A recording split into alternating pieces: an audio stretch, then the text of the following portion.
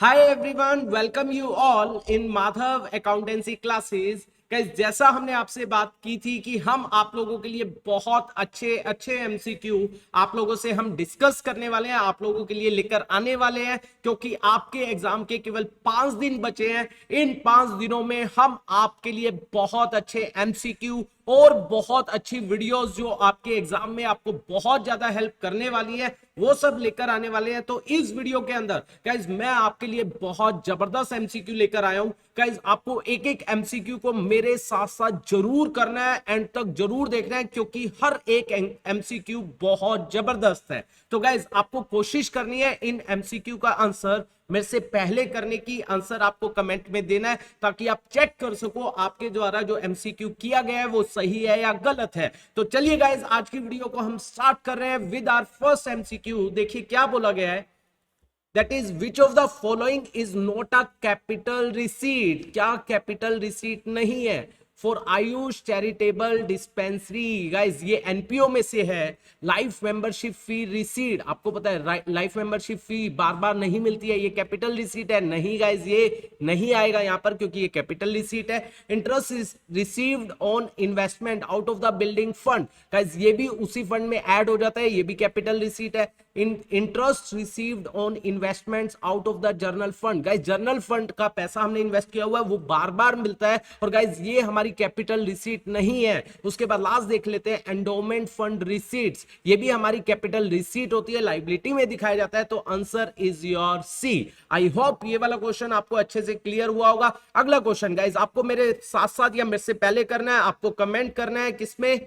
Comment box में मेरे से पहले निकाल कर। चलिए, W and Q are partners with a capital of 20 lakh and 16 lakh respectively.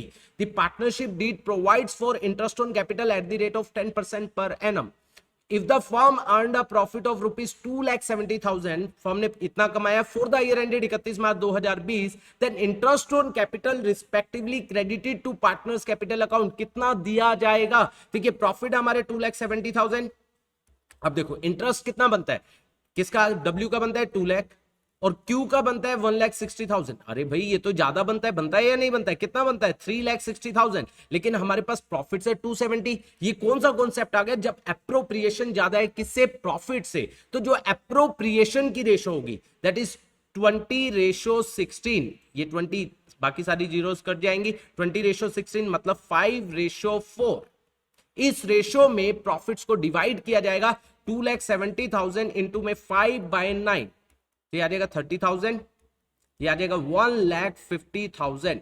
ये किसको मिल जाएगा? डब्ल्यू को। और 1,20,000 किसको मिल जाएगा? क्यू को। तो 1,50,000 और 1,20,000 चेक कीजिए, ये नहीं है, ये नहीं है, सी नहीं है, और D is your answer. I hope ये भी आपको अच्छे से क्लियर हुआ होगा। आगे चलते हैं गाइस, बहुत अच्छा एमसीक्यू मेरे साथ साथ और या मेरे से पहले कीजिए। On 1 April 2021 an existing firm had asset of rupees 5 lakh, alright, liability है 1 lakh. If the normal rate of return is 10% and goodwill of the firm is valued at 1,20,000 at 4-year purchase of super profit। आपको क्या निकालना है guys? Average profit. तो आपको पता है goodwill कैसे निकालते हैं? सुपर प्रॉफिट से। Goodwill is equal to super profit into में नंबर ऑफ ईयर्स परचेज। तो गुडविल है हमारी 120, नंबर ऑफ ईयर परचेज इधर आकर डिवाइड हो जाएगा, तो यहां से सुपर प्रॉफिट आ जाएगा, दैट वुड बी कितना आ जाएगा? 30,000। गाइस क्लियर है? इसके बाद हमें क्या निकालना है? Average profit. वो कैसे निकलता है? देखो, super profit is equal to average profit जो हम कमाते हैं माइनस नॉर्मल प्रॉफिट। ठीक है, यहां पर सुपर प्रॉफिट तो हमारा आ गया 30। अब हम नॉर्मल प्रॉफिट निकाल सकते हैं। नॉर्मल प्रॉफिट देखो, जो हमारी कैपिटल इंप्लॉयड है, कैपिटल इंप्लॉयड कैसे निकलती है? Assets minus outside liability. Guys याद होगा आपको, मैंने बताया था। तो यहां पर एसेट्स है 5 लाख, आउटसाइड लाइबिलिटी है 1 लाख, तो ये आ गया कैपिटल इंप्लॉयड 4 लाख। 4 लाख के ऊपर 10%, 10/100 दैट वुड बी 40,000। तो हमारा ये क्या आ जाएगा? Normal profit. तो सुपर प्रॉफिट है 30,000, नॉर्मल प्रॉफिट उधर जाकर क्या हो जाएगा? ऐड, प्लस में 40,000 इज इक्वल टू क्या आ जाएगा? एवरेज प्रॉफिट जो हम कमा रहे हैं, तो average profit is equal to 70,000। Check कीजिए, A is your answer. I hope ये भी बहुत अच्छे से आपको समझ आया होगा। बहुत अच्छा एमसीक्यू था। देखिए इसके बाद Disha and Abha were partners in a firm. Farad was admitted as a partner for 1/5 share in the profit of the firm. Farad brought proportionate capital. बहुत इंपॉर्टेंट एमसीक्यू है guys. Capital of Disha and Abha after all adjustment were 65 64,000 and 46,000 respectively, capital brought by Farad was. अब आपको capital निकालनी है और वो उसको बोला गया कि आप प्रपोर्शनेट कैपिटल लेकर आओगे। तो आप इसमें कैसे निकालते हो, जो आपके ओल्ड पार्टनर है उनकी जो कैपिटल आफ्टर ऑल एडजस्टमेंट, ये आफ्टर ऑल एडजस्टमेंट दी गई है कितनी, 64 और 46 कितना हो गया, 1,10,000। गाइस क्लियर है, ठीक है। और वो आ रहा है नया पार्टनर कितने के लिए, 1/5, ठीक है। और रिमेनिंग कितना बच गया, 4/5। ये कौन लेंगे, ये रिमेनिंग पार्टनर दिशा और आभा, जो आपके ओल्ड पार्टनर है दिशा और आभा लेंगे उनकी ओल्ड प्रॉफिट शेयरिंग रेशो में। गाइस क्लियर है। तो यहां से आप पूरी फर्म की कैपिटल निकालोगे। मान लीजिए पूरी फर्म की कैपिटल कितनी है, x, और जो रिमेनिंग पार्टनर है, जो आपके पुराने पार्टनर है, उनका शेयर टोटल कितना है, दैट इज 4/5, ठीक है ना। x टोटल कैपिटल, उसका 4/5 कितना बन रहा है, 1,10,000। तो इससे पूरी फर्म की कैपिटल आ जाएगी 1,10,000 इंटू में 5/4। तो ये आ जाएगा गाइस, मैं कैलकुलेशन कर लेता हूं यहां पर, देखिए दैट वुड बी 1,10,000 इंटू में 5/4, ये आ गया 137,500। ये पूरी फर्म की अभी कैपिटल आई है। हमने क्या किया, ओल्ड पार्टनर की कैपिटल के बेसिस पर पूरी फर्म की कैपिटल निकाली। इसमें से किसका शेयर निकालना है, जो नया पार्टनर आ रहा है उसको 5 से डिवाइड कर देंगे, तो ये आ जाएगा, डिवाइड बाय 5 करेंगे, 27,500 उसका क्या आ जाएगी, उसकी कैपिटल का शेयर आ जाएगा। तो बी इज योर आंसर। ये भी बहुत अच्छा क्वेश्चन था, आई होप आपको अच्छे से समझ आया होगा। इसके बाद गाइस आपको आंसर करना है सभी को, amount due to the retiring partner assertion, amount due to retiring partner is always transferred to his loan account, always। ऐसा होता है, bearing interest at the rate of 6% per annum, नहीं होता है गाइस। इसने always वर्ड यूज किया है, नहीं गाइस गलत है। हो सकता है हम उसको कैश में भी पे कर दे, हो सकता है उसके लोन में भी क्या कर दे, ट्रांसफर कर दे, तो ये गलत है, assertion गलत है। amount due to the retiring partner reason may be paid immediately or later in installment with agreed rate of interest, ये बिल्कुल सही है। या तो हम क्या कर सकते हैं, पे ऑफ, या हम उसके लोन में क्या कर सकते हैं, ट्रांसफर, जो एग्री हुआ है रेट ऑफ इंटरेस्ट उसके ऊपर अगर नहीं बोला गया तब 6% पर एनम होता है। तो इसका मतलब guys A and R both are correct नहीं, A and R both are correct नहीं, A and R both are incorrect नहीं, क्योंकि ए इनकरेक्ट है, आर करेक्ट है, तो A is incorrect and but R is correct. ये आपका answer आ जाएगा। इसके बाद देखिए अगला क्वेश्चन आ रहा है, comparative statement of profit and loss provide information. Comparative statement, comparative एक साल को दूसरे साल के साथ कंपेयर कर रहे हैं। देखिए statement of profit and loss की बात कर रहा है, रेट ऑफ इंक्रीज और decrease in revenue from operation, बिल्कुल कितना इंक्रीज और डिक्रीज हो रहा है, किसका, रेवेन्यू फ्रॉम ऑपरेशन बताता है।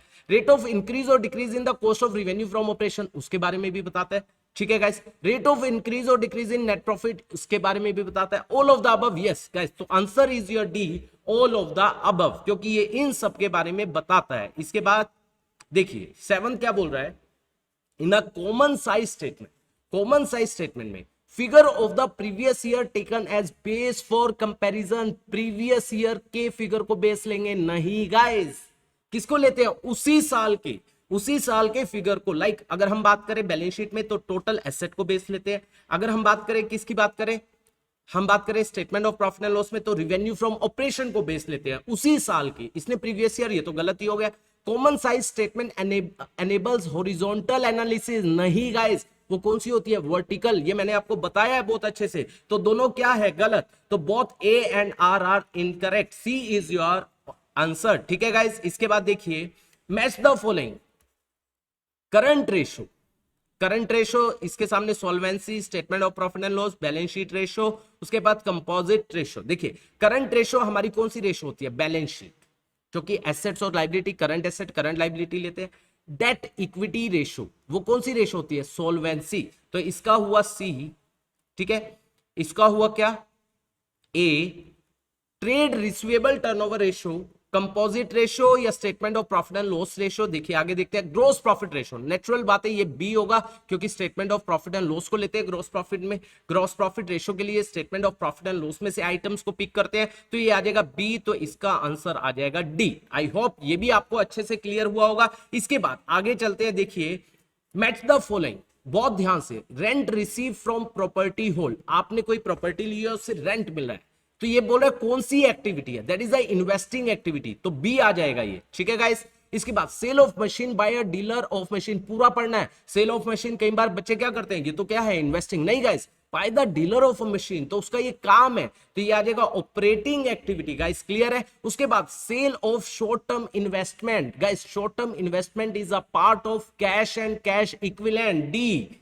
इसके बाद premium on issue of shares, issue of share कर रहे हैं तो ये फाइनेंसिंग एक्टिविटी है, सी। तो ये आपका क्या आ जाएगा गाइस, मैच द फॉलोइंग का आंसर आ जाएगा। तो इस तरीके से आपको सभी क्वेश्चन के आंसर करने हैं गाइस। आई होप ये वीडियो आपको बहुत अच्छे से क्लियर हुई होगी। हमने बहुत अच्छे एमसीक्यू आप लोगों से डिस्कस किए हैं, सेम इसी तरीके से बहुत अच्छे अच्छे एमसीक्यू हम आपको आपके लिए लेकर आने वाले हैं। आपके केवल 5 दिन, मतलब आज से लेकर अगर मैं काउंट करूं 5 दिन बाकी है, तो गाइस हम आपकी तैयारी बहुत अच्छे से करवाने वाले हैं। अगर आपको ये वीडियो पसंद आई है गाइस, इसको अपने सभी फ्रेंड्स में ज्यादा से ज्यादा शेयर कीजिए, इतना ही हम आपसे बोलना चाहेंगे। और अगर पसंद आई है लाइक और कमेंट जरूर कीजिए, आपको कैसी लगी बताइए आप लोग, ताकि हम और अच्छी वीडियोस आप लोगों के लिए प्रिपेयर कर सके। बाकी सब हम नेक्स्ट वीडियो में आपसे डिस्कस करेंगे। Thank you so much for watching this video.